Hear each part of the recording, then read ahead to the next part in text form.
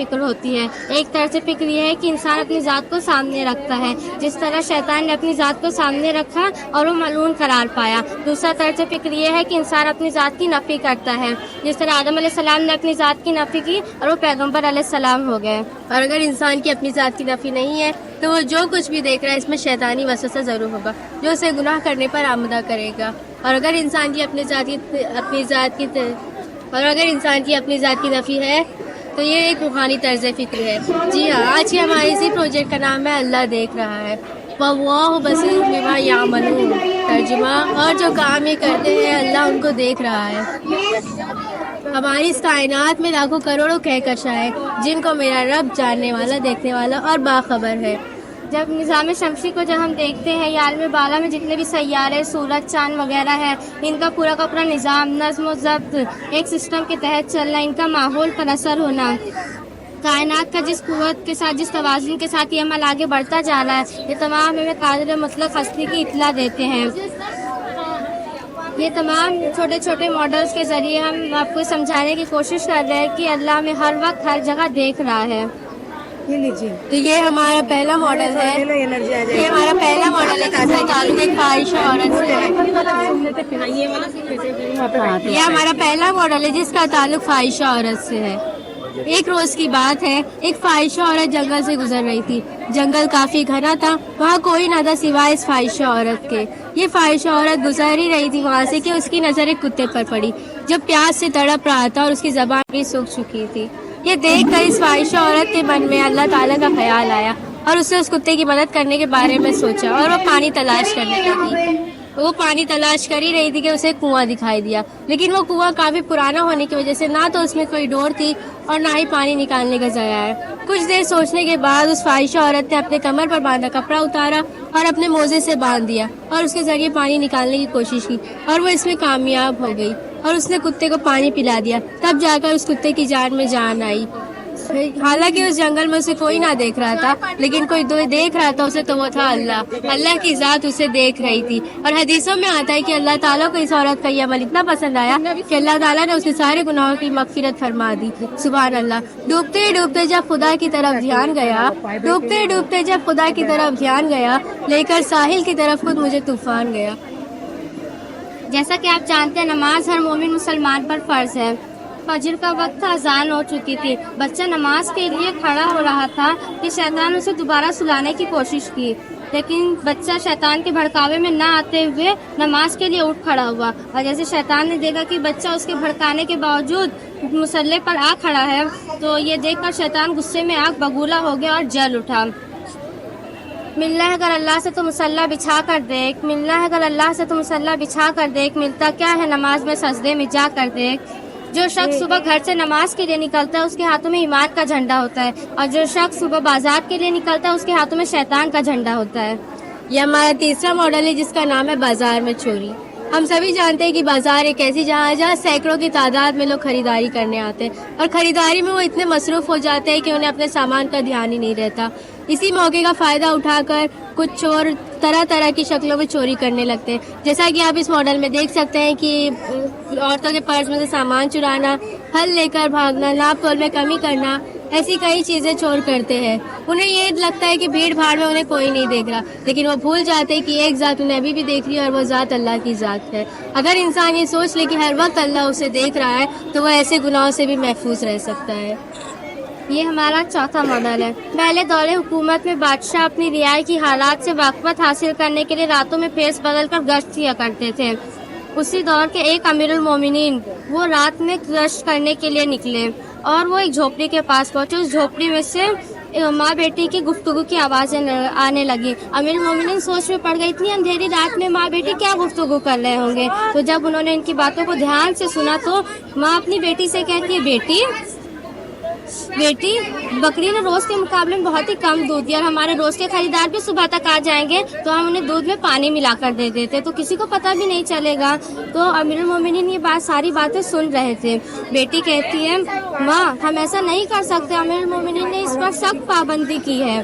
تو ماں کہتی ہے ابھی کہاں امیر المومنین ہمیں دیکھ رہے ہیں, ہم یہ کام کر لیتے ہیں. تو بیٹی کہتی نہیں ماں, بھلے اس وقت امیر المومنین ہمیں نہ دیکھ رہے پر ہمیں ہر وقت دیکھنے والے اللہ تعالیٰ کی ذات وہ ابھی بھی ہمیں دیکھ رہی ہے.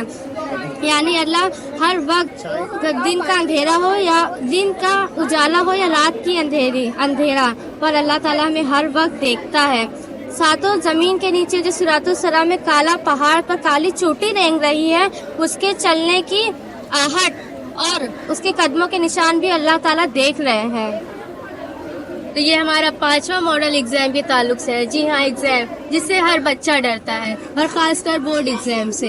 جیسا کہ ہم اس ماڈل کے ذریعے سمجھانے کی کوشش کی کہ کچھ بچے پڑھ کر پاس ہو جاتے ہیں, لیکن کچھ بچے جنہیں فیل ہونے کا ڈر ہوتا ہے وہ غلط راستہ اپناتے ہیں, اور وہ ہے چیٹنگ کا راستہ. جیسا کہ آپ یہاں پر دیکھ سکتے ہیں کہ بچے موبائل سے چیٹنگ کر رہے ہیں اور چیٹ لا کر چیٹنگ کر رہے ہیں. کچھ بچے ایک دوسرے کی پرچیوں میں جھانک رہے ہیں. تو یہ کام وہ ایسے یہ سمجھ کر کرتے ہیں کہ انہیں کوئی نہیں دیکھ رہا. وہ کیمرہ, ایگزامینر, ٹیچر ہر کسی کو بھول کر چیٹنگ کرنے لگتے ہیں, اور اللہ تعالیٰ کو بھی وہ بھول جاتے ہیں. لیکن وہ یہ بھول جاتے ہیں کہ اللہ تعالیٰ انہیں دیکھ رہا ہے, اور ان کی آخرت بھی خراب ہو جاتی ہے. کچھ دنیا کے نمبرات کے لیے وہ اپنی آخرت بگاڑ لیتے ہیں.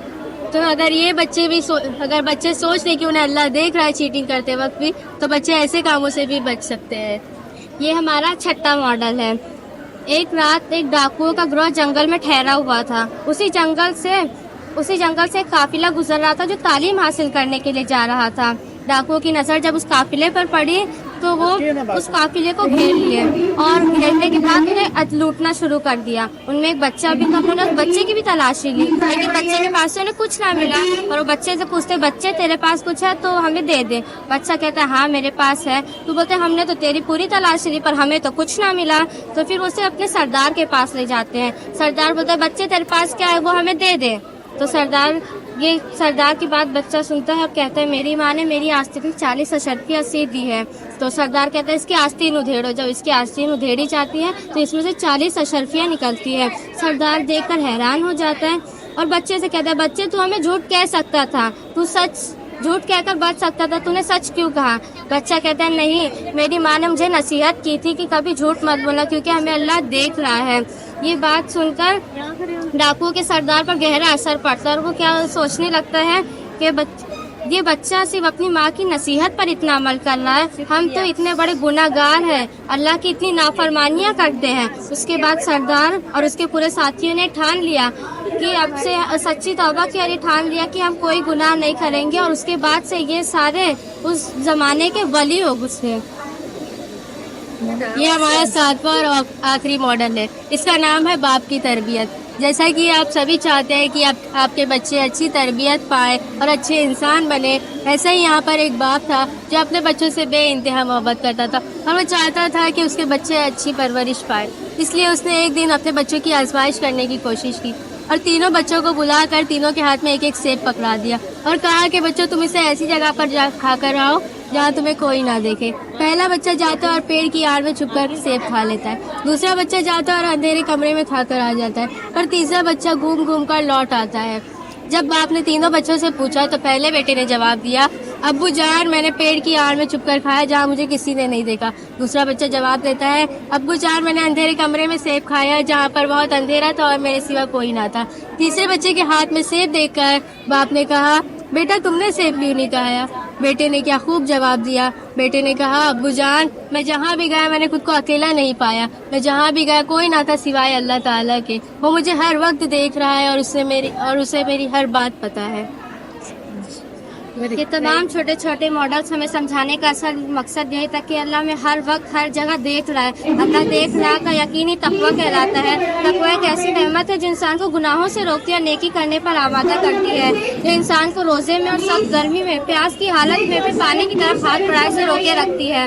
تقویٰ کی برکت سے ہی حاکم اپنی رعایا کا خیال رکھتا ہے. عدالتوں میں جلد اور باعزت طریقے سے حقدار کے حق میں فیصلے کیے جاتے ہیں. ظالم ظلم سے باز آ جاتا ہے.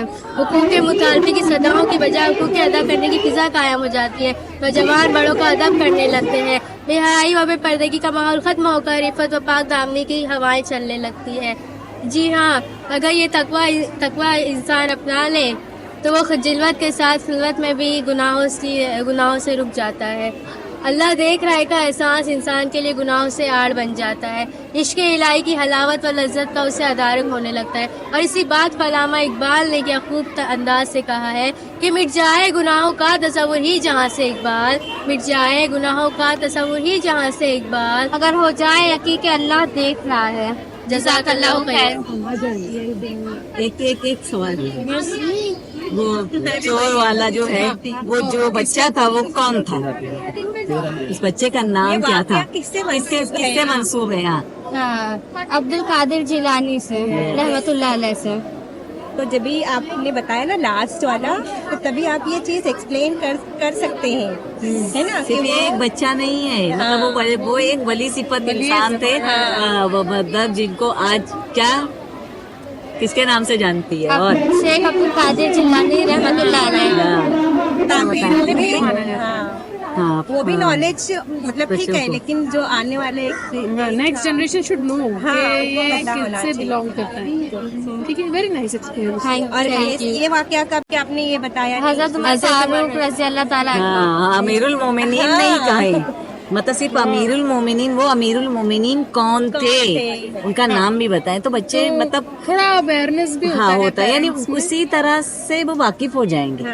صرف پیرنٹس نہیں, بچے بھی آئیں گے نا بیٹا, بچے بھی آئیں گے نا, تو ان کو بتانا. مطلب ہو سکتا ہے بعض پیرنٹس جو ہیں ان کو معلوم نہیں ہو, انہوں نے کتابیں حدیثیں نہیں پڑھی ہو.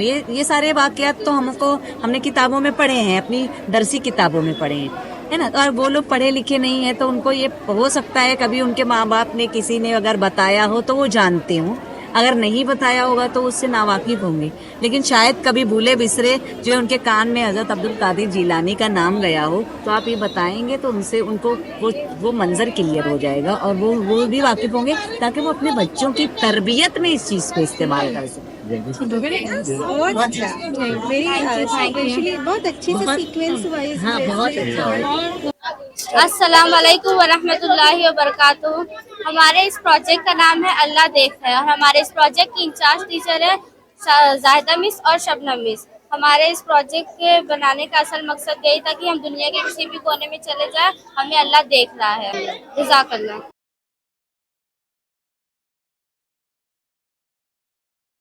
السلام علیکم ورحمۃ اللہ وبرکاتہ. سب سے پہلے تو میں عوامی گرلز ہائی اسکول کی پرنسپل اور مینجمنٹ کو بہت بہت مبارکباد پیش کرتی ہوں کہ انہوں نے مطلب اتنا بہترین پروگرام منعقد کیا, اور اس کے لیے میں بہت ممنون و مشکور ہوں کہ اس پروگرام کی منصفی کے لیے مجھے دعوت دی گئی. بہت خوشی ہوئی یہاں آ کر. جو تمام نمائش کے لیے جن چیزوں کو پیش کیا گیا تھا, بہت بہترین طریقے سے چارٹ ماڈلز کے ذریعے سے اسے پیش کیا گیا, اتنا کہ ہمیں ججمنٹ کے لیے بہت دقتیں پیش آئیں. پھر بھی ہم نے اپنی حتی المقدور کوشش کی ہے کہ بہت زیادہ جو ہے بہترین چیزیں وقت کی ضرورت ہیں, ان چیزوں کا انتخاب کرتے ہوئے ہم نے ان کو منتخب کیا ہے انعامات کے لیے. اور اس طرح کے پروگرام آج کے وقت کی بہت اہم ضرورت ہیں, کیونکہ سماج میں بہت سی برائیاں تیزی سے پروان چڑھ رہی ہیں. اس کے خاتمے کے لیے والدین کو تربیت دینا لازمی ہے, اور اس لیے کہ بہت سارے والدین جو ہیں علم سے محروم ہیں, اور انہیں اس چیز کی تربیت ان کے لیے زیادہ لازمی ہے. جو تعلیم یافتہ ہیں ان کے لیے تو کوئی بات نہیں ہے, لیکن پھر بھی اگر وہ بھی اس چیز سے فیضیاب ہو سکیں تو بہت بہتر ہے.